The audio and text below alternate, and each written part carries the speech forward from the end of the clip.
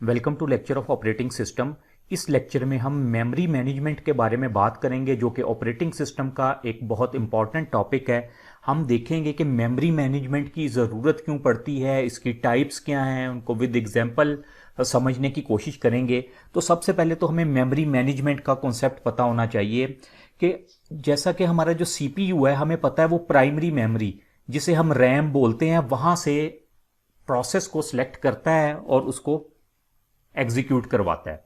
अब जो secondary memory है, सेकेंडरी मेमोरी जिस तरह हमारे सिस्टम की जो हार्ड डिस्क होती है, हार्ड डिस्क का ऑल दो साइज काफ़ी ज़्यादा होता है, लेकिन ये स्लो मेमोरी कंसीडर की जाती है। अगर सीपीयू डायरेक्टली सेकेंडरी मेमोरी से अपनी इंस्ट्रक्शंस और जो भी उसको प्रोग्राम एग्जीक्यूट करने के लिए चाहिए हैं डायरेक्टली सेकेंडरी मेमोरी से ले, तो हमारा सिस्टम स्लो डाउन हो जाएगा, हमारा प्रोसेस काफ़ी स्लो हो जाएगा।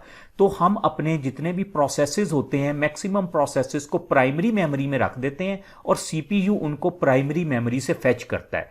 क्योंकि प्राइमरी मेमोरी जिस तरह जो हमारी रैम होती है एक फास्टेस्ट मेमोरी होती है, और हमारे सीपीयू और प्राइमरी मेमोरी के दरमियान और भी मेमोरी होती हैं, जिस तरह कैशे मेमोरी हो गई, रजिस्टर हो गए, लेकिन उनका साइज काफ़ी कम होता है, तो इसलिए हम उनको फिलहाल डिस्कस नहीं कर रहे। तो एक चीज़ तो हमें ये समझ आ गई कि हमारी जो प्राइमरी मेमोरी होती है वो सेकेंडरी मेमोरी से प्रोसेसेस और जो भी डाटा है, एप्लीकेशन डाटा है, वो अपने पास स्टोर करवा लेती है, और हमारा सीपीयू उन इंस्ट्रक्शंस को, उन प्रोसेसेस को प्राइमरी मेमोरी से एग्जीक्यूट करवाता है। तो मेमोरी मैनेजमेंट के जो हमारे पास मेथड्स हैं वो टू मेजर मेथड्स हैं। One is contiguous memory management and second one is non contiguous memory management. क्या contiguous and non contiguous memory management है। फर्दर आप इनकी टाइप्स देख सकते हैं कि अगर कॉन्टिजियस मेमोरी मैनेजमेंट करनी है तो उसकी आगे टू टेक्निक्स हैं हमारे पास, फिक्स पार्टीशनिंग और डायनामिक पार्टीशनिंग। इसी तरह नॉन कंटीजियस की जो मेजर टेक्निक्स हैं वो है पेजिंग एंड सेगमेंटेशन। लेकिन इस लेक्चर में हम सिर्फ कॉन्टिजियस मेमोरी मैनेजमेंट की बात करेंगे, उनको विद एग्जांपल समझेंगे कि इसकी जो दो फर्दर टेक्निक्स हैं, फिक्स पार्टीशनिंग और डायनामिक पार्टीशनिंग, ये किस तरह से अपनी फंक्शनैलिटी को परफॉर्म करती हैं। जिस तरह अभी हमने डिस्कस किया कि हमारे पास प्राइमरी मेमोरी के अंदर सारे प्रोसेसेस पड़े होते हैं और सीपीयू उन प्रोसेसेस को प्राइमरी मेमोरी से पिक करता है और उनको एग्जीक्यूट करवाता है। तो फिक्स पार्टीशनिंग क्या चीज़ है? फिक्स पार्टीशनिंग में ये होता है, हमने जो पहले तो डिफाइन किया contiguous memory allocation. Contiguous memory allocation में हमने कहा कि उसकी एक टेक्निक है उसको इंप्लीमेंट करने की, जो कि फिक्स पार्टीशनिंग है। तो सबसे पहले हम समझ लेते हैं कॉन्टिजियस मेमोरी का क्या मतलब है। कॉन्टिजियस मेमोरी का मतलब है कि एक single contiguous block of memory will be allocated to the process, कि हमारा जो भी एक सीक्वेंस के साथ होगा, कंटिन्यूस मैनर के अंदर हम जो है प्रोसेस को वो मेमोरी एलोकेट करेंगे। उससे क्या मुराद है? फॉर एग्जाम्पल मैं कहता हूं कि मेरा एक प्रोसेस है, उसको 10 KB मेमोरी चाहिए, तो मैं क्या करूंगा, मेरी ये जो फिक्स पार्टीशनिंग अप्रोच है कॉन्टिजियस मेमोरी की, मेरी रैम की कुछ पार्टीशंस बन जाएंगी। ये जो पार्टीशनिंग है ये होगी किस तरह से? पहली चीज आती है कि पार्टीशनिंग होगी कैसे। आप देखें यहां पे इसकी कितनी पार्टीशंस बनी हुई हैं, मैं ऊपर लिख देता हूं 1 2 3 4। 4 पार्टीशंस हैं और सब पार्टीशंस का साइज डिफरेंट है। तो एक चीज तो हमने ये ज़हन में रखनी है कि फिक्स पार्टीशनिंग का ये मतलब नहीं है कि हमारे पास जो है वो सेम साइज की पार्टीशनिंग हो, कि अगर 5 है तो सारी 5 KB की पार्टीशनिंग हो, अगर 2 KB है तो सारी हमारी पार्टीशनिंग 2 KB की हो। ऐसा नहीं है, ये डिफरेंट साइजेस की भी हो सकती हैं, लेकिन वो साइज फिक्स होगा। और ये कौन डिसाइड करेगा कि उसका साइज क्या होगा? ये हमारा ऑपरेटिंग सिस्टम डिसाइड करेगा। हर ऑपरेटिंग सिस्टम में ये साइज डिफरेंट हो सकता है। तो हमने एक केस लिया फिक्स पार्टीशनिंग का, जिसके अंदर हमने 4 पार्टीशंस बना दी, हर पार्टीशन का डिफरेंट साइज है। फर्स्ट पार्टीशन 5 KB की है, सेकंड पार्टीशन 3 KB की है, थर्ड पार्टीशन 2 KB की है और फोर्थ पार्टीशन भी 2 KB की है। तो कंटीजियस की जो अभी मैं बात कर रहा था उसका मतलब यह है कि जिस भी प्रोसेस को मेमोरी एलोकेट करेंगे वो एक कंटिन्यूस मैनर में होगी, एक पूरी पार्टीशन में उसको वो मेमोरी एलोकेट की जाएगी। फॉर एग्जांपल मैं कहता हूं मेरा एक प्रोसेस है जिसको 7 MB या 7 KB, क्योंकि मैंने यहां पे KB लिखा हुआ है, 7 KB मेमोरी चाहिए। तो हम ऐसा नहीं करेंगे, आप कहेंगे कि मैं 5 KB ये फर्स्ट पार्टीशन से एलोकेट कर देता हूं, उसके बाद ये 2 KB जो है वो मैं थर्ड पार्टीशन से एलोकेट कर देता हूं, टोटल 7 KB हो गई। इस तरह से आप नहीं करेंगे। कंटीजियस का ये रूल नहीं है। कंटीजियस का रूल ये है कि आप जो मेमोरी एलोकेट करेंगे वो एक ही पार्टीशन के अंदर होगी और वो कंटिन्यूस मेमोरी होगी। ऐसा नहीं होगा कि एक मेमोरी चंक आपने कहा पार्टीशन 1 से दे दिया, एक उसका मेमोरी चंक आपने पार्टीशन 3 से दे दिया। इस तरह से नहीं होगा कंटीजियस के केस में। अब ये हमारे पास जो टोटल मेमोरी है, यहां पे नीचे लिखा 12 KB। आप अगर इनको सम कर लें, जिस तरह 5 KB, 3 KB, 2 KB और 2 KB, टोटल 12 KB है। और ये जो मैंने KB लिखा है ना, इस तरफ समझाने के लिए लिखा है, क्योंकि रैम तो आपको पता है, रैम तो हमारे पास जो है उसका साइज काफी ज्यादा होता है, जीबीज में भी होता है। तो सिर्फ समझने के लिए मैंने यहाँ पे KB लिख दिया है उसको। तो अब ये देखें, यहाँ पे मेरे पास आ गया कि प्रोसेस 1 है कोई, जिसको 4 KB ऑफ मेमोरी चाहिए। यानी मेरी सेकेंडरी मेमोरी में एक प्रोसेस था, हमने उसको उठा के प्राइमरी मेमोरी में रख दिया है, और वो जो प्रोसेस है, प्रोसेस का साइज है 4 KB। अब 4 KB किस तरह से एलोकेट होगा? मेरे पास तो ये पार्टीशंस हैं, इन पार्टीशन में 4 KB की तो कोई पार्टीशन नहीं है। तो मैं क्या करूंगा, कॉन्टिजियस मेमोरी एलोकेट करनी है तो मैं 5 KB का ब्लॉक उसको एलोकेट कर दूंगा। ये मैंने 5 KB का समझ लें, यहां तक इसको एलोकेट कर दिया ब्लॉक। ये जो मैंने रेड लाइन लगाई है, ये इसको एलोकेट हो गया, और ये जिसमें मैंने क्रॉस लगा दिया, ये मेरे पास 1 KB बच गया है। ठीक है, 4 KB चाहिए था ना, 4 KB मैंने उसको असाइन कर दी प्रोसेस को मेमोरी, 1 KB मेरे पास बच गई मेमोरी। ये जो मेरे पास 1 KB मेमोरी बची है, मैं इसको कहूंगा कि ये मेरे पास इंटरनल फ्रेगमेंटेशन हो रही है।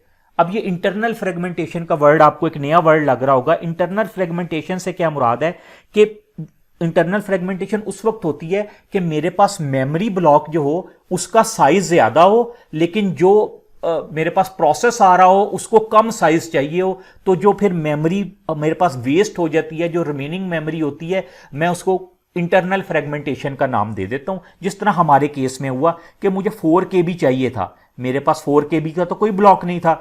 अब यहां पे एक आपके ज़हन में सिचुएशन आ रही होगी कि मैं 3 KB उसको पार्टीशन 2 से दे देता, 1 KB उसको पार्टीशन 3 से दे देता, तो 4 KB पूरा हो जाना था। लेकिन ऐसा नहीं है। कॉन्टिजियस मेमोरी के अंदर यह है कि आपने फुल पार्टीशन असाइन करनी है।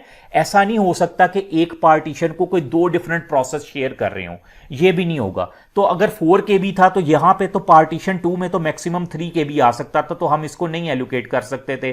पार्टीशन 3 में मैक्सिमम 2 KB आ सकता था, और हमारे तो पूरा प्रोसेस ने कॉन्टिजियस मैनर में आना है, 4 KB उसको चाहिए। तो सबसे ज्यादा सूटेबल फर्स्ट पार्टीशन थी जो कि 5 KB की थी। 5 KB में से 4 KB तो उसने रिजर्व कर ली, बाकी जो 1 KB है वो वेस्ट हो गई। वो जो 1 KB अभी यूज नहीं हो रही, तो हम इस चीज को कहते हैं कि ये हमारे पास इंटरनल फ्रेगमेंटेशन है। सपोज करें इसके बाद कोई प्रोसेस आ जाता है जिसको मेमोरी चाहिए थी 2.5 KB, तो अब हमने क्या करना था, ये पार्टीशन 2 की मैक्सिमम जो एलोकेशन है वो तो 3 KB है, हमने 2.5 KB एलोकेट कर देना था। 0.5 KB जो है वो हमारा वेस्ट हो जाना था, और हमने कहना था कि वो जो 0.5 KB है वो इंटरनल फ्रेगमेंटेशन हो रही है। अब अगर पार्टीशन 1 में भी देखें, हमने 4 KB तो यूज कर लिया प्रोसेस 1 ने, 1 KB इसके पास जो है वो वेस्ट हो गया। ऐसा नहीं हो सकता कि मैं कहूं कि एक प्रोसेस 2 आया है, उसको 1 KB मेमोरी चाहिए, और मैं कहूं कि ये पार्टीशन 1 में 1 KB मेमोरी पड़ी है, ये उसको दे दूं।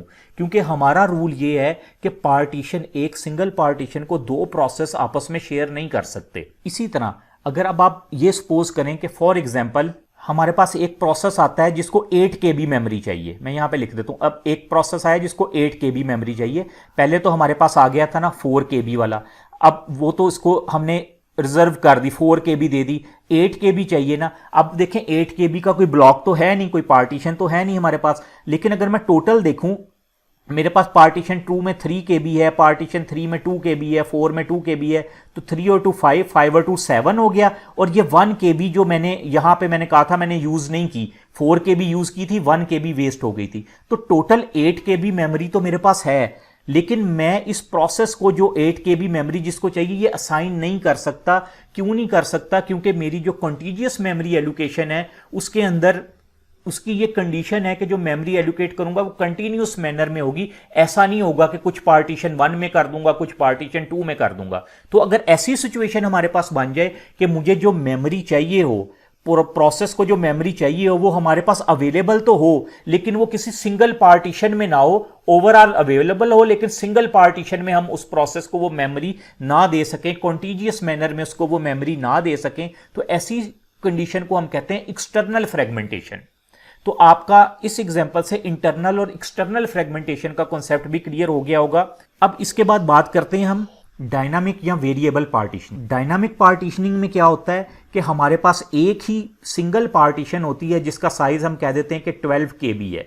जिस तरह ये हमने फिक्स में भी 12 KB रखा था, इधर भी 12 KB है। इसमें क्या है, फॉर एग्जांपल अगर प्रोसेस 1 आया, उसको 4 KB चाहिए, तो हम क्या करेंगे, इस तरह से एक पार्टीशन करेंगे 4 KB की, एग्जैक्टली 4 KB उसको असाइन कर देंगे।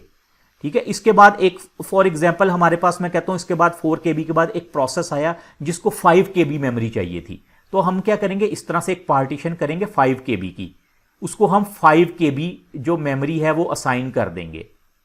ठीक है, हमने यानी 5 KB एक प्रोसेस को असाइन कर दी, एक प्रोसेस को 4 KB असाइन कर दी, टोटल 9 KB असाइन कर दी है। 3 KB अभी भी हमारे पास रिमेनिंग है। अगर तो कोई प्रोसेस आएगा जिसको 3 KB चाहिए होगी, हम 3 KB कर देंगे उसको असाइन, 2 KB चाहिए होगी 2 KB असाइन कर देंगे। इसमें हमारी मेमोरी वेस्टेज उस तरह से नहीं हो रहा होगा। यानी जो हमने पढ़ा था ना, इंटरनल फ्रेगमेंटेशन की अभी बात की थी, जो कि इस फिक्स पार्टीशनिंग में आया था कि पार्टीशन का साइज 5 KB था, हमारे प्रोसेस को 4 KB चाहिए था, हमने 4 KB तो दे दिया, लेकिन रिमेनिंग 1 KB जो था वो वेस्ट हो गया, जिसको हमने इंटरनल फ्रेगमेंटेशन कहा था। तो हमारे पास डायनामिक पार्टीशनिंग के अंदर वो जो इंटरनल फ्रेगमेंटेशन वाला इशू है वो नहीं आएगा। तो ये हमारे पास कॉन्टिजियस मेमोरी एलोकेशन की आप कह लें कि 2 डिफरेंट टेक्निक्स हैं, एक फिक्स पार्टीशनिंग है, एक डायनामिक पार्टीशनिंग है, जिसको हमने विद एग्जांपल समझने की कोशिश की। उम्मीद है आपका ये कॉन्सेप्ट जो है क्लियर हो गया होगा। Thank you.